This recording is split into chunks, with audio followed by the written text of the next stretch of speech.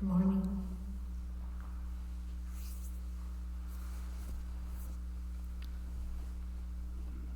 So we're focused on Samadhi today. Oh, mindfulness, Samadhi later. They do run together, they work together. So what I'd like to do is lead you through the 16 steps of mindfulness of in and out breathing, not as a study, but as a practice. So guided meditation, and then there's a stack of handouts on the back table now that look like this, that are just kind of a cheat sheet for the instructions. And you can take one and practice with it, and then this afternoon I'll answer questions you have about it. We can go over it again and really look at the details. I'll also answer more questions that have come into the basket this afternoon.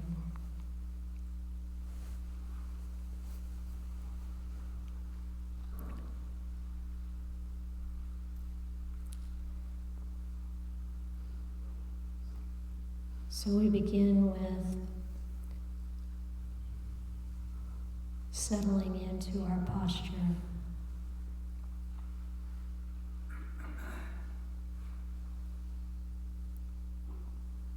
With the body erect, or really, regardless of your position, you can do this lying down, standing, walking.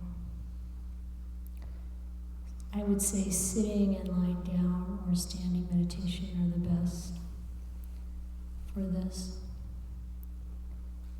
At the bottom, if the spine is relatively straight, then the energy can flow easily up and down that column.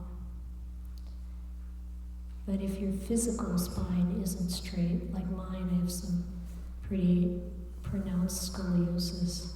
That's not important, that doesn't matter. It's more about the energy channels being open.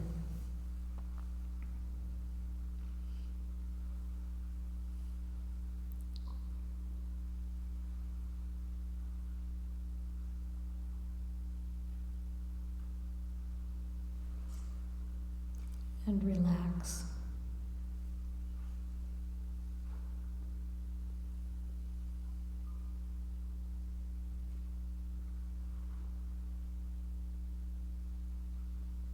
And just give your mind the light instruction to let go of everything else. Set aside desires or aversions or attachments. Not in a final way, but just right now, we're going to just be present here in this moment with our breathing. Now, there's a small percentage of people for whom putting their attention on their breath makes them anxious, sometimes even panicky. If you're one of those people, then put your attention where it feels comfortable and use the same instructions.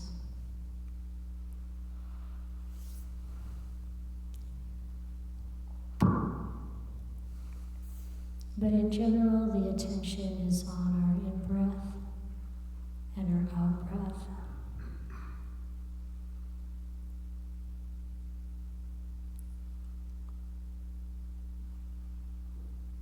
And we're establishing mindfulness. And from what I've seen over the years, the most natural way to do that is to inquire, ask some question about the object we're meditating on.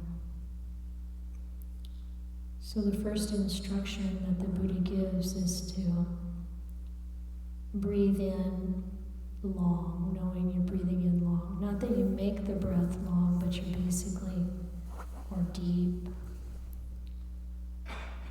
but you're basically noticing the depth of the breath. Is it heavy? Is it deep? Or is it shallow?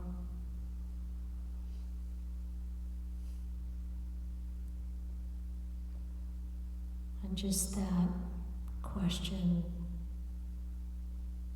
establishes our mindfulness. We're observing the breath. So the first instruction refers to the breath being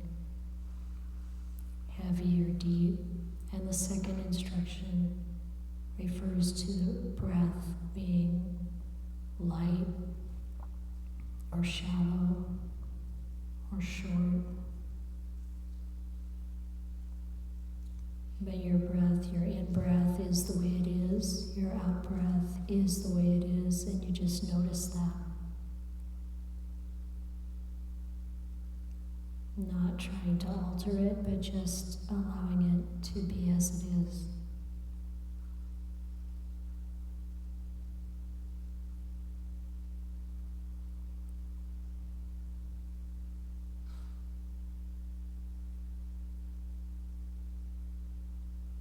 In a relaxed way, you're not trying to get anything or do anything or prove anything. Just breathing in, like you've done how many hundreds of thousands of times in your life, and breathing out. And being aware of it.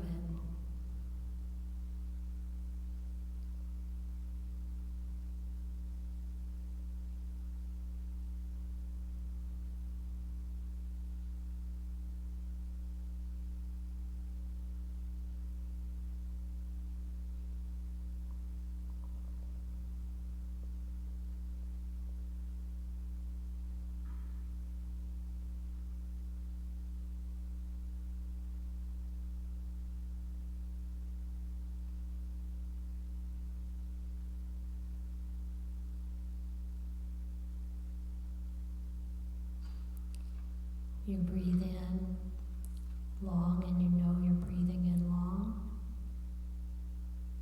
or deep. Breathe out long, you know you're breathing out long or deep. Breathe in short, you know you're breathing in short or shallow. Breathe out short or shallow, and you know you're breathing out in that way. And it doesn't matter at all if it's deep or shallow, and it will change.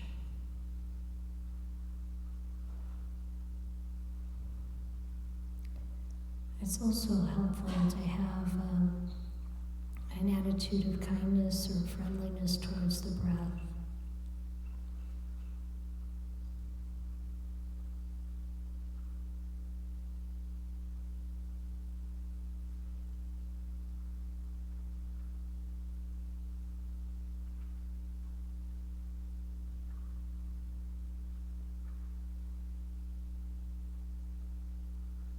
It's good if you can think of your breath as a good friend. After all, it's sustaining your life.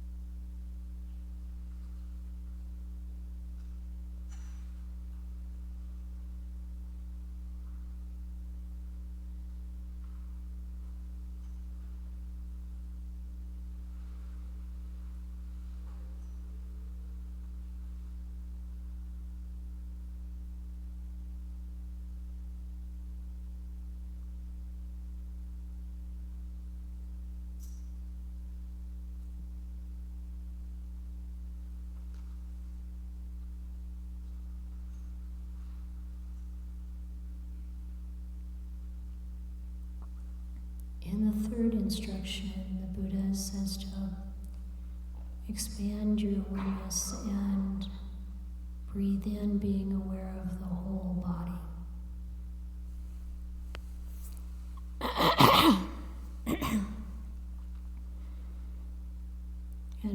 without being aware of the whole body.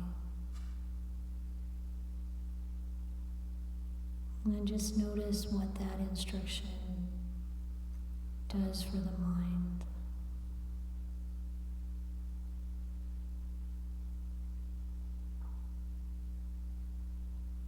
Being present and aware of the whole body.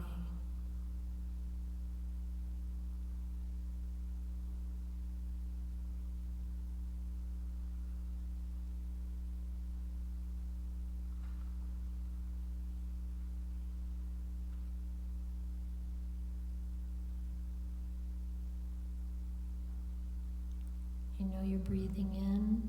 When you're breathing in and you're aware of the whole body, and you're breathing out, you're aware that you're breathing out and you're present with and aware of the whole body.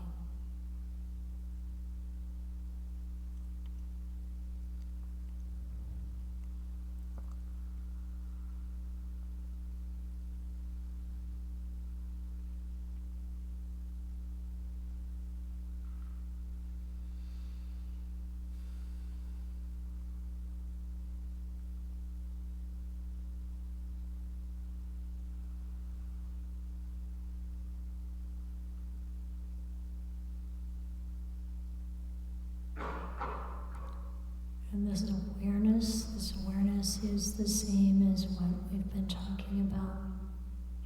You're just present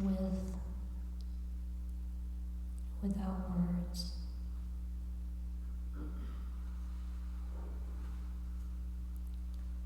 It's like this.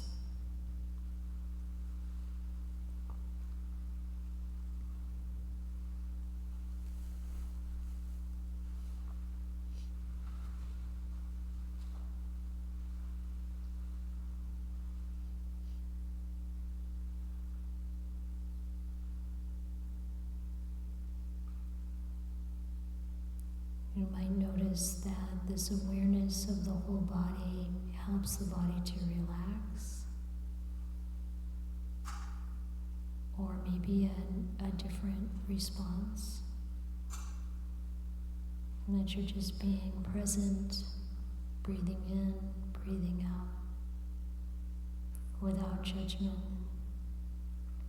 without trying to get anything.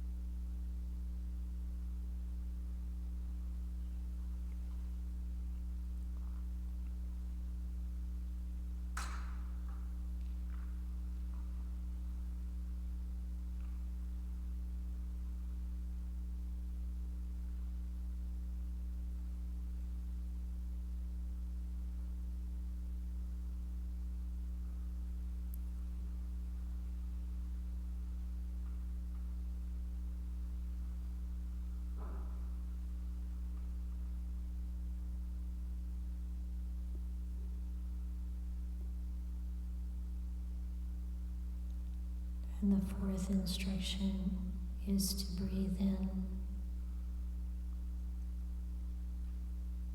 calming the body.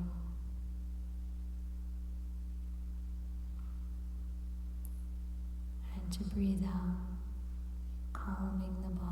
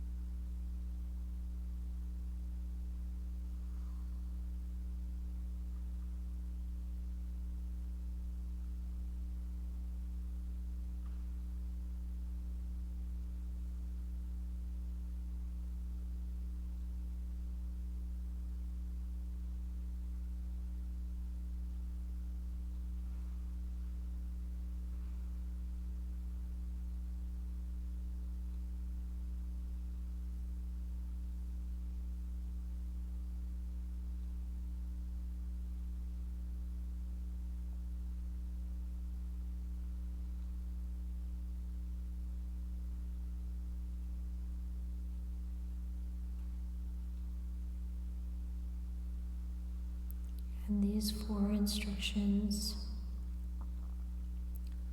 fulfill mindfulness of the body.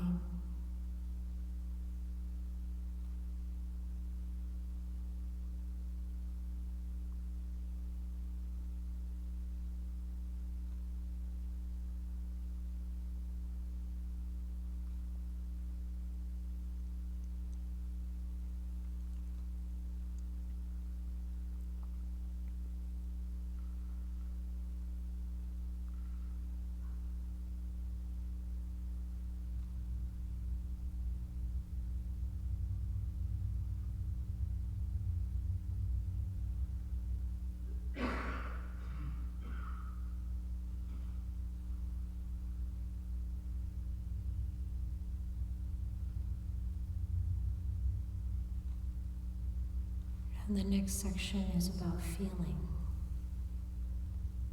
We begin with noticing as we breathe in, being sensitive to the feeling of piti, or joy. Oftentimes translated as rapture. But any sense of joy or happiness in the body, any sense of joy or happiness that's arising from being calm, focused on your in-breath and out-breath,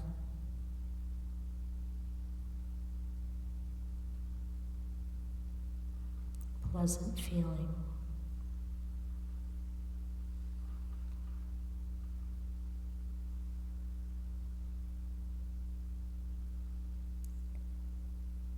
It's really a mental, pleasant feeling, but you might feel it as some sensation in the body, like tingling or warmth,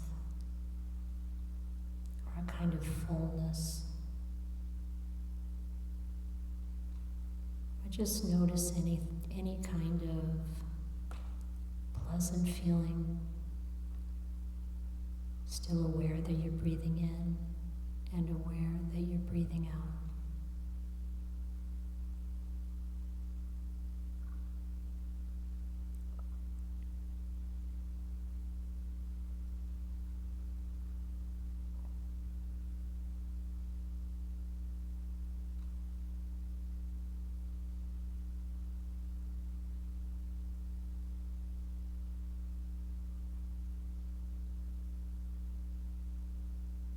Breathing in, noticing any kind of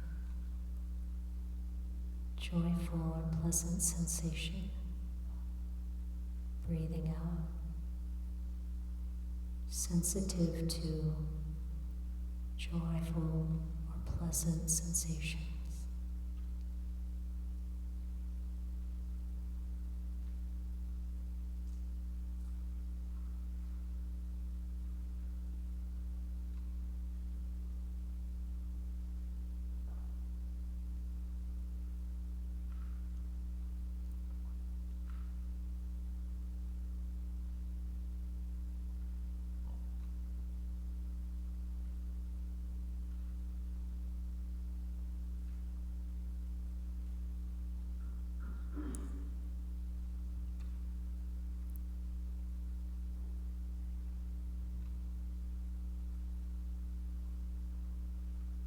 And the next instruction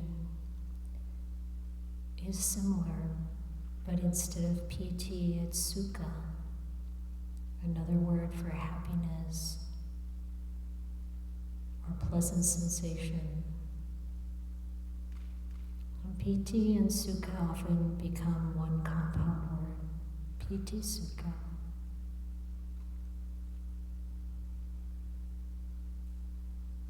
Breathing in, sensitive to feelings that are pleasant. Breathing out, sensitive to feelings that are pleasant.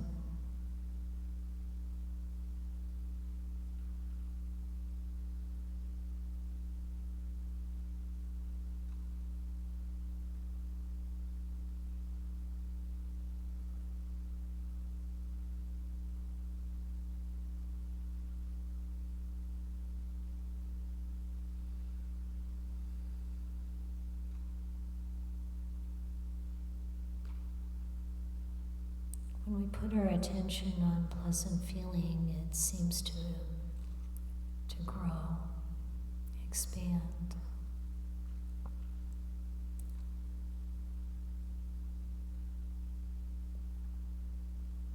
And this is very helpful for calming the body and the mind.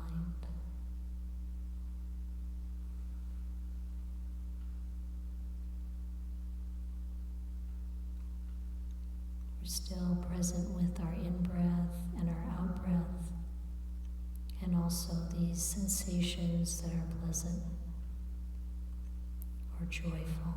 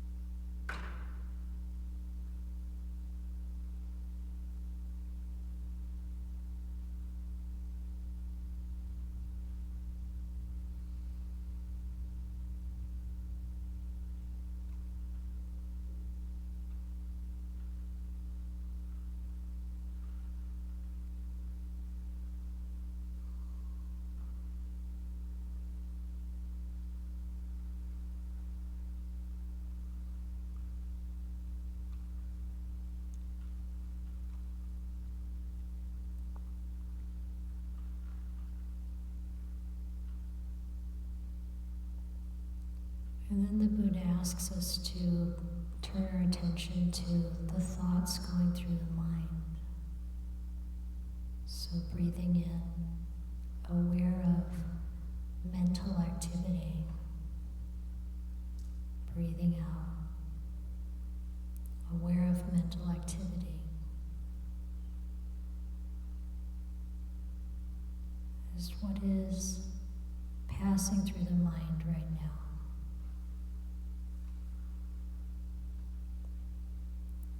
Without judgment, just noticing,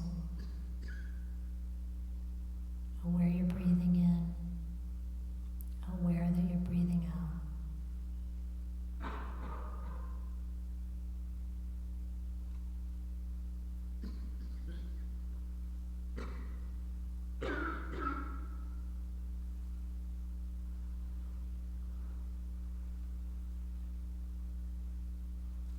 And then the last instruction in this group is to calm that mental activity.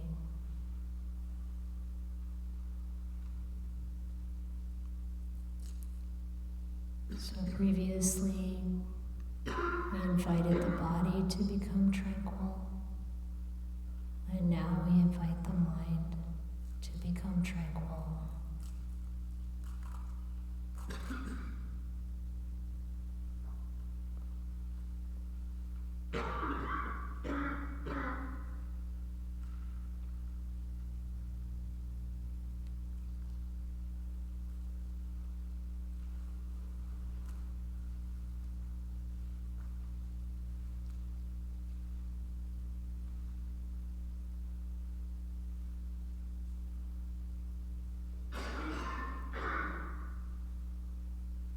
We continue to be aware of our in-breath and our out-breath.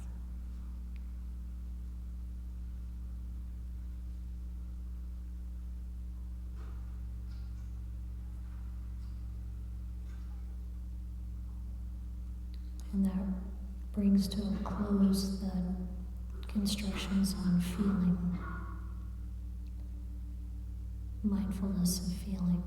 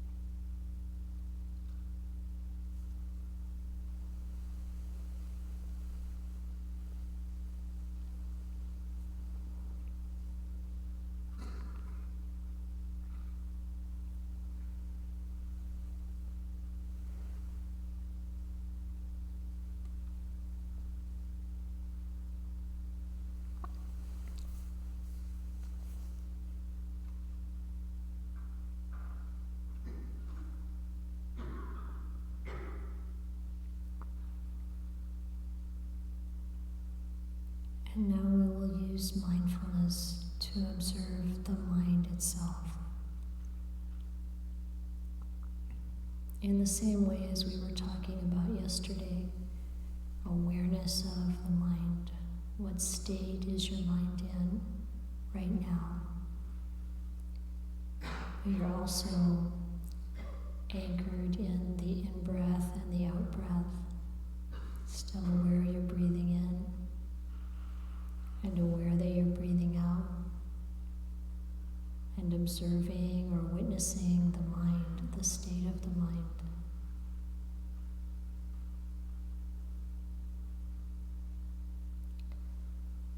Is the mind content?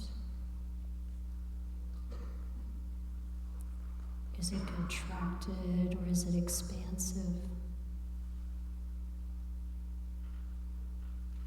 Is it agitated? Is it dull or happy?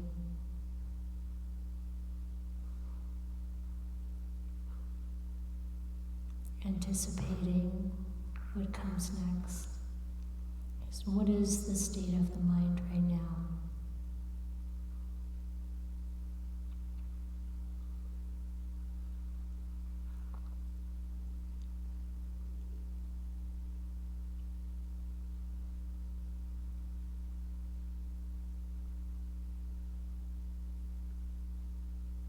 Breathing in, aware of the mind. Breathing out, aware of the mind.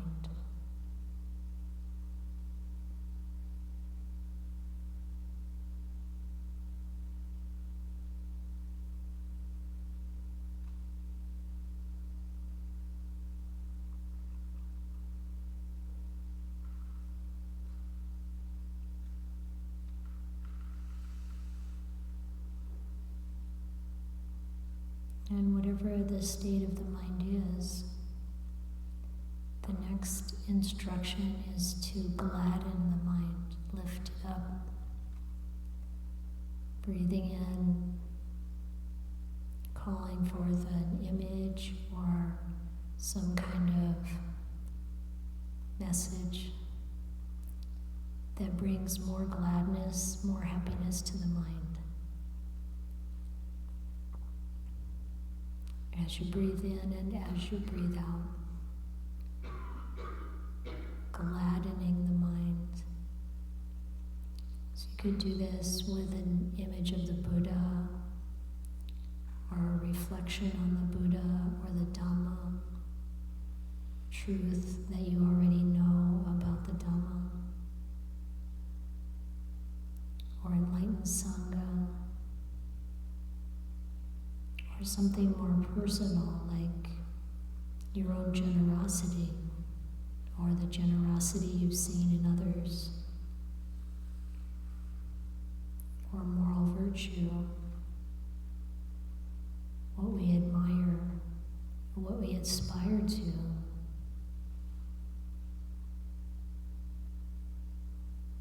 What lifts the mind or the heart.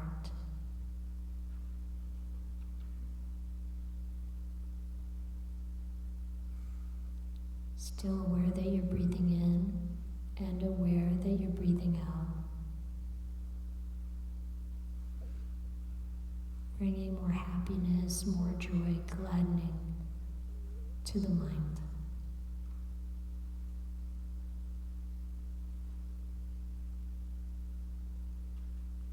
And the Buddha said it is the happy mind is easily concentrated. Even though we're guiding our mind through these instructions, this is also a natural progression.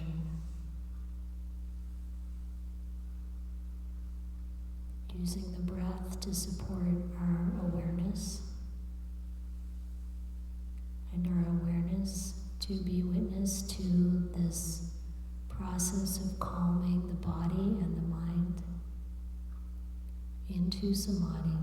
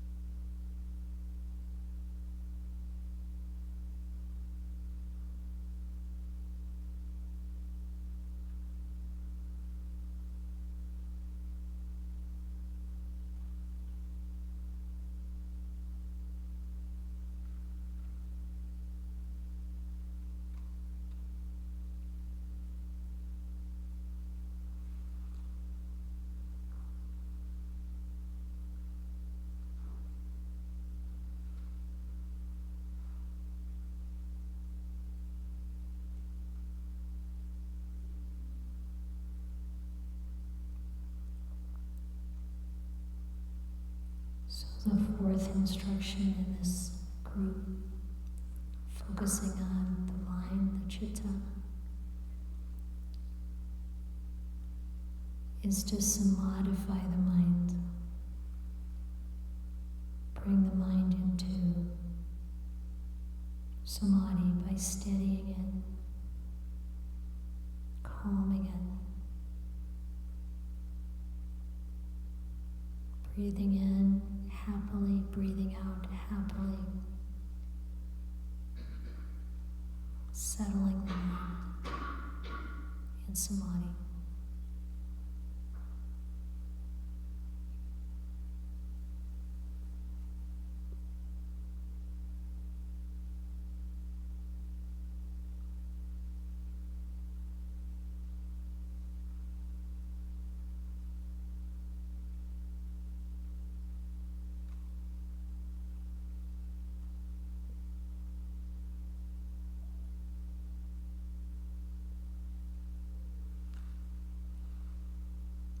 Don't think about whether it follows the definition of samadhi or not.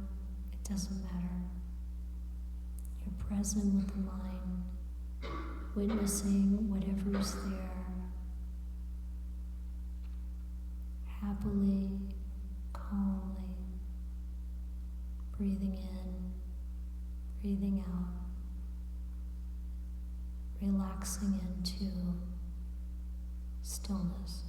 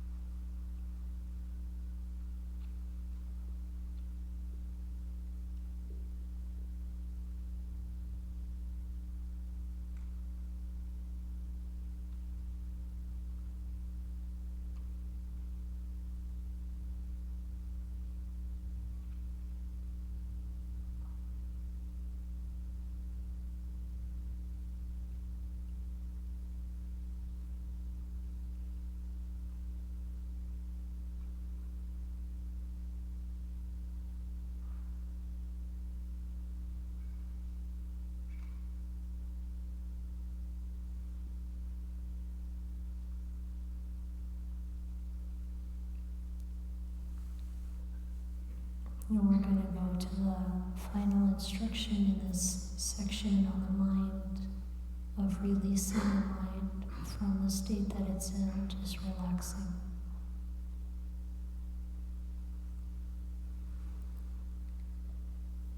When you do this on your own, you can stay with that calmer mind as long as you wish.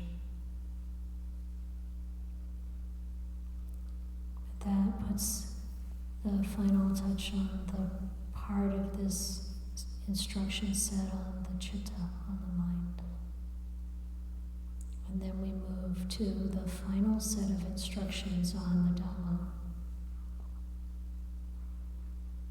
And the first one is, as you're breathing in, reflect upon impermanence. And as you're breathing out, reflect upon impermanence. It can be the impermanence that you're experiencing right now with your breath, with your mental state. You can even bring in a subject from your life that's important to you right now, to reflect upon the impermanence of it, how it changes.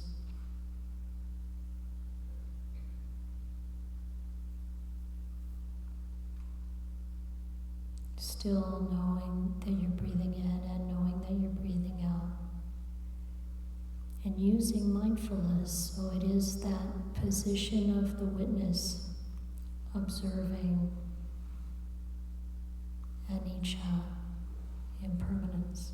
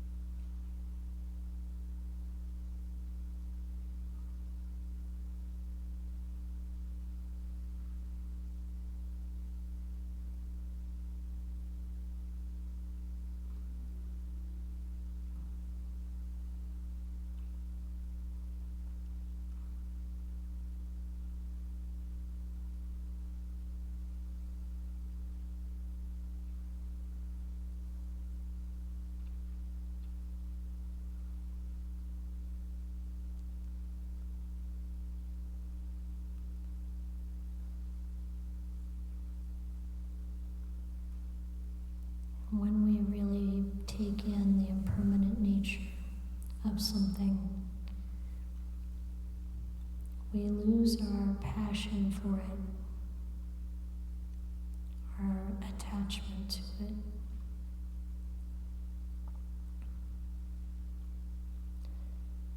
So the next instruction is to contemplate viraga, dispassion. See things for what they are, and we can still value them, but we don't have the same delusion around clinging to it. We naturally start to let go. Our desire for it fades. So sometimes viraga is translated as fading away, like a bright cloth in the sun fades.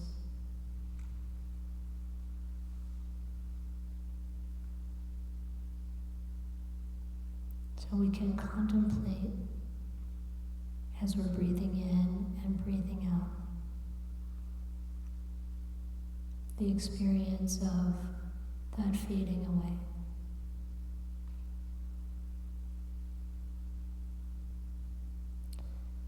And instead of bringing kind of a sense of loss, it brings relief.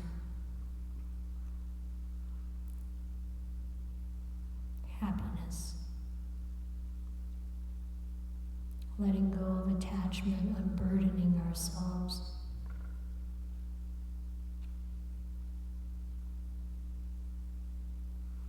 Unburdening ourselves with that false perception of ownership.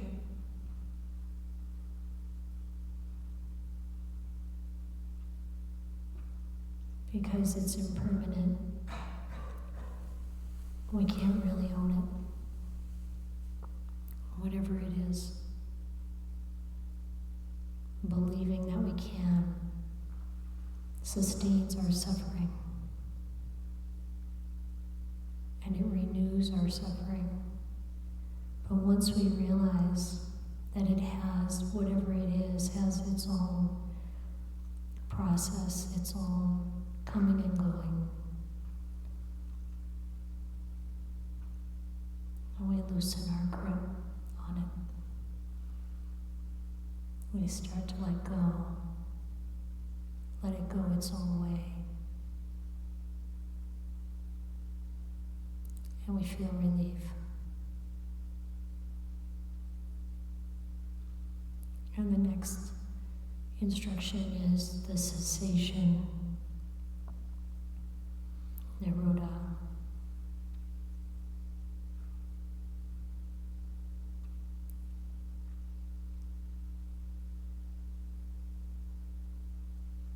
The attachment is fading away and then ceasing. We're still breathing in, breathing out, contemplating cessation, cessation of clinging, cessation of suffering, cessation of delusion.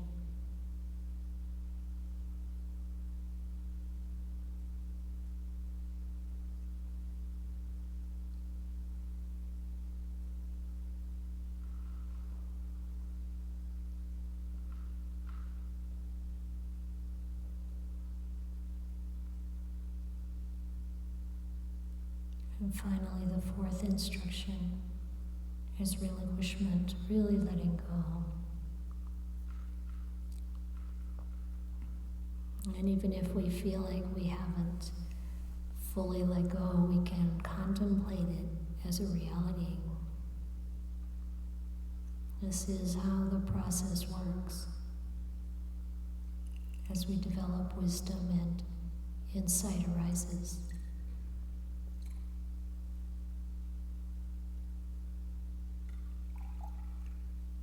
no longer burdened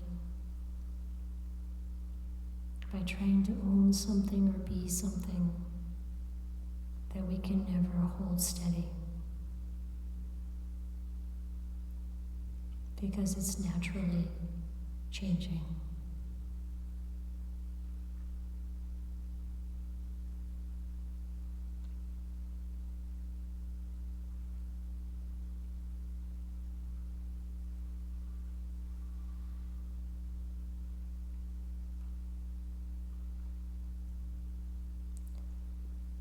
We can do this process with particular things in mind, as I said earlier. Something that we're clinging to that we know we can't control. We can learn to let it go. In reality, we can still do things to make it easier, maybe to help, to care, but not with the same anxiety and fear and worry, because we know its nature is to fall apart, to fade away, to come to an end.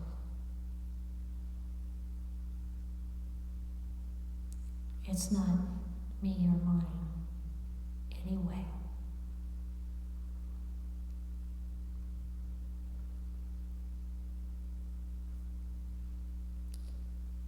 But the more we see reality, the true nature of things, the happier we become, the less burdened.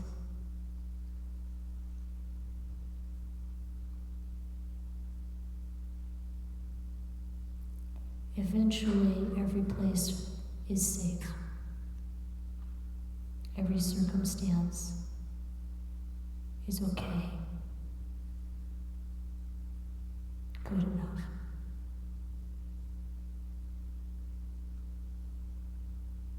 And the love that we feel becomes more and more selfless and deeper.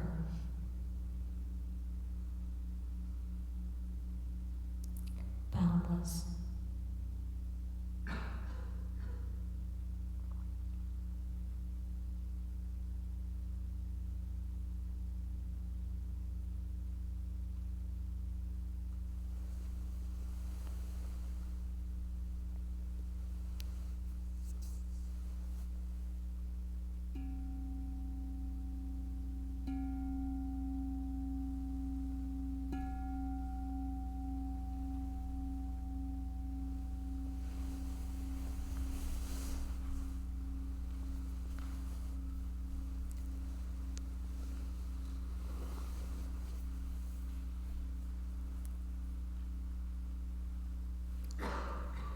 I have a lot of appreciation for how silent you've been and are being, and I know you'll continue to be. It's beautiful. And I really encourage you to use these longer periods of time for deep meditation or whatever is happening in your process, to stay with it. Sitting in here, I don't know if you're sitting any other places. Walking meditation, back and forth is the tradition we have. Like you might start at that white line and go to that white line. Not in here, but out there with some idea of the endings, going to one end, putting your attention on your feet. Walking, it doesn't have to be slow, it could be any pace, but mindfully paying attention to your body's movements, particularly your feet, and maybe using a word like Buddha to get to the other side, observing when the mind goes on to something else and stop, and re-center, re-ground yourself, and continue. See if you can enter Samadhi like that. If you can, if you do, I don't mean to make it sound like a goal. these kinds of goals really just mess us up. But, just really doing it in a way that brings as much peace and calm to the mind as possible, going back and forth. So I would also recommend that you pick up your sheet, the back, if you don't already know these by heart, and just take some time to guide yourself through it. See how that goes, and write down any questions you have and put them in the basket. I'm going to go through this this afternoon. There are a couple of things that are always really questions for any of us.